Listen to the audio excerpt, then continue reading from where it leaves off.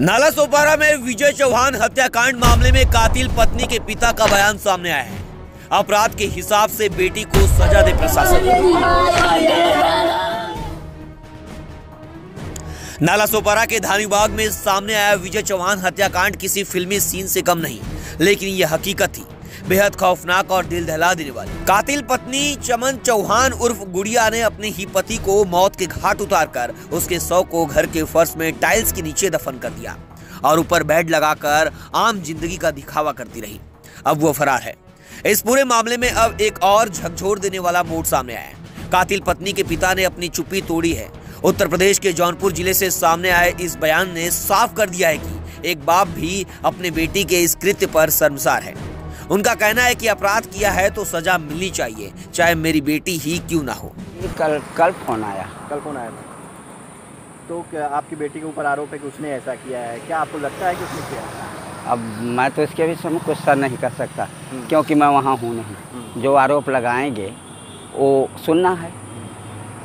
आपको क्या लगता है आपकी बेटी ऐसी रही होगी, किसी और से उसका कुछ चक्कर उतर रहा हो जैसा लोग बता रहे हैं? अब जो कुछ भी हो इसके विषय में मैं कुछ भी नहीं बता सकता। इसके विषय में भी मैं नहीं कुछ बता सकता। आपकी बातचीत इधर भी हुई थी अपनी बेटी से, आपने दामाद से किसी? नहीं। कब से नहीं बात हुई? सालों से। जी। अच्छा, कभी कुछ कोई आपकी बेटी ये बता ही रही हो, कोई विवाद रहता? नहीं, कभी नहीं। ऐसा कोई बात नहीं। कोई भी बात नहीं।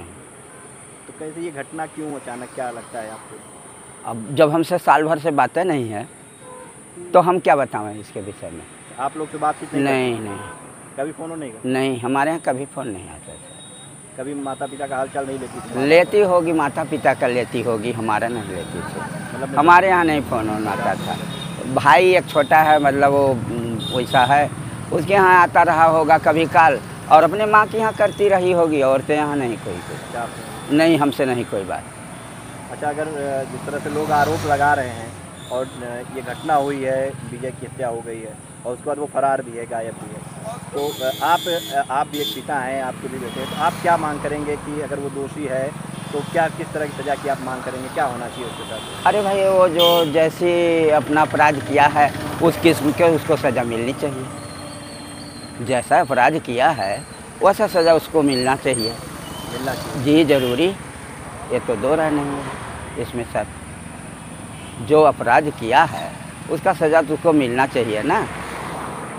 हम अपराधी हों, बच जाएं तो मेरा मनोबल बढ़ेगा ना। जितने लोग हैं सब। कब शादी हुई थी? शादी का डेट नहीं मालूम है, करीब 8-10 साल हो गए। 10 साल लगभग। हाँ, 10 साल हो गया ना। हाँ, 10 साल के लगभग। कैसे देखते हैं चाचा आप इस घटना, कैसे देखते हैं किसी और के लिए जो है अपने पति की हत्या करके वहीं पे दफना देना? अब नहीं है, क्या सोचते हैं आप इसके बारे में? कैसे? कुछ नहीं सोचते इसके विषय में। आपको कभी ये लगा था कि आपकी औलाद, आपकी बेटी ऐसा कर सकती है? नहीं, ये तो नहीं लगा था, ये नहीं लगा था कभी। जब आपने सुना कि आपकी बेटी ने ऐसा किया है तो क्या हुआ, कैसा महसूस हुआ? हाँ, बिल्कुल। जब ऐसा सुना तब ऐसा एहसास हुआ कि इस तरह से कैसे घटना ये सब हो गई। और कल सुना। क्या मांग करेंगे आप प्रशासन से, पुलिस प्रशासन से क्या मांग करेंगे?